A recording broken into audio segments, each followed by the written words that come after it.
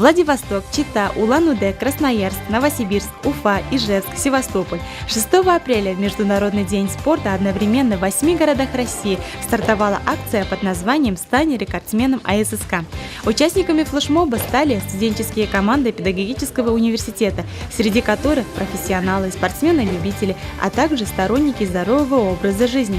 Главным условием было прыгнуть как можно дальше и как можно быстрее и передать виртуальную эстафету в другой город.